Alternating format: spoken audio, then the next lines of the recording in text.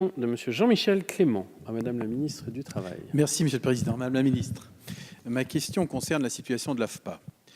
Malgré la transformation en la forme d'EPIC, celle-ci se trouve aujourd'hui devoir faire face à une restructuration d'ampleur. Celle-ci touche de nombreux territoires, et en particulier le mien, où le centre du Vigan, situé dans le sud du département de la Vienne, doit être fermé au cours de l'année 2020 au plus tard. Ce site a pourtant su trouver toute sa place localement en nouant des partenariats essentiels avec plusieurs établissements installés sur le territoire.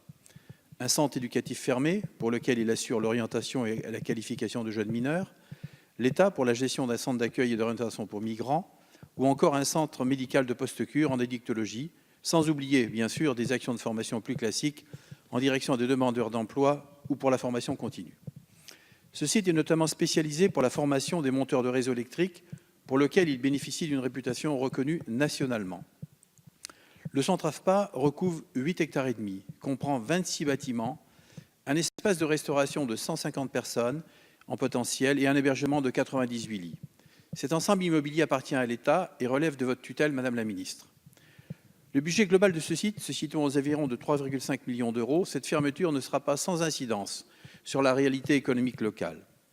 Sa fermeture annoncée est en tout point assimilable à la fermeture d'une entreprise qui rayonne sur un territoire, plus gravement ressenti encore lorsque celui-ci est un territoire rural. Plus encore aujourd'hui qu'hier, le soutien de l'État aux territoires ruraux est vital. C'est l'ADN du groupe parlementaire auquel j'appartiens. Madame la ministre, lorsqu'une entreprise vient fermer définitivement ses portes en compromettant à court et moyen terme l'espoir de développement d'une région, l'État sait venir en appui de ces espaces fragilisés en accompagnant la reconversion du site ou en sachant redéployer des activités sur celui-ci. Alors mes questions, Madame la Ministre, sont les suivantes. Madame la Ministre, quels sont les moyens que l'État envisage de développer au cas particulier pour faire en sorte que soient maintenues toutes les activités existantes qui seraient compromises si une fermeture sèche était constatée? Quel sort le propriétaire que vous êtes réserve-t-il à cet ensemble immobilier ainsi libéré? Et enfin, l'État serait-il disposé à financer l'ingénierie nécessaire à la nouvelle orientation du site? Je vous remercie. Je vous remercie. Madame la Ministre. Monsieur le député Jean-Michel Clément, oui, comme vous le savez, l'AFPA est dans une situation difficile, structurelle, depuis des années. Les pertes d'exploitation atteignent 70 millions à 100 millions d'euros chaque année, et ça depuis une dizaine d'années. Et donc, je crois que la direction générale de l'AFPA et le conseil d'administration de l'AFPA, qui ont proposé une feuille de route pour, je dirais, non pas fermer l'AFPA en général, mais restructurer et donner un nouvel élan, va dans le bon sens.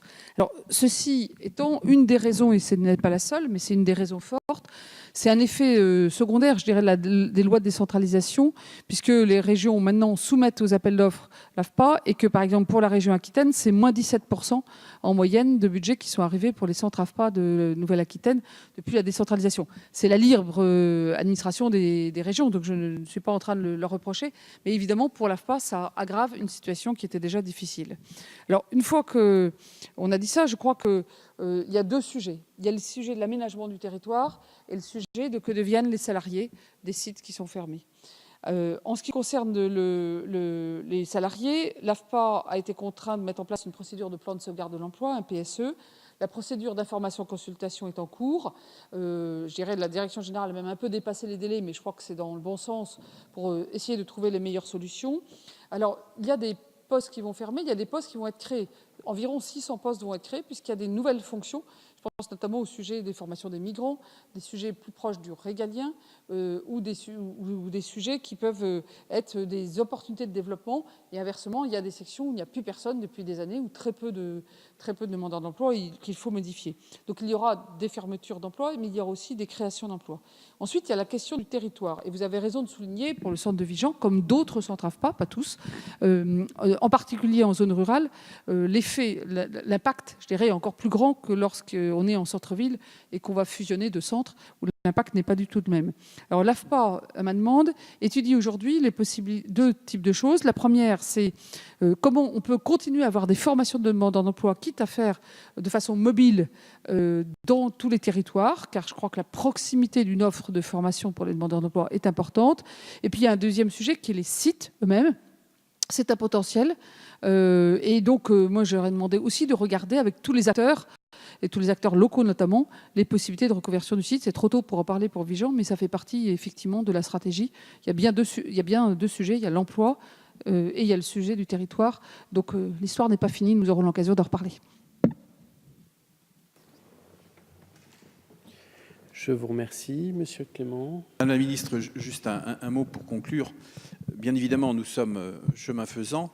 Ceci étant, les diverses collectivités se sont déjà mobilisées, comme vous le savez peut-être. Ce qui va nous manquer inévitablement sur un territoire, compte tenu de l'éclatement des acteurs publics et privés possibles, parce que les chefs d'entreprise sont aussi mobilisés, je l'évoquais dans la dernière question, c'est l'ingénierie du projet futur. Et donc sur cet aspect-là, je crois que nous attendons de l'État un effort singulier pour justement coordonner cette action sur le terrain. Donc ma demande expresse, même si la réponse n'est pas ce matin, en tout cas je vous la réitérerai le moment venu, et concerne véritablement la nécessité de coordonner tout ce travail. Merci.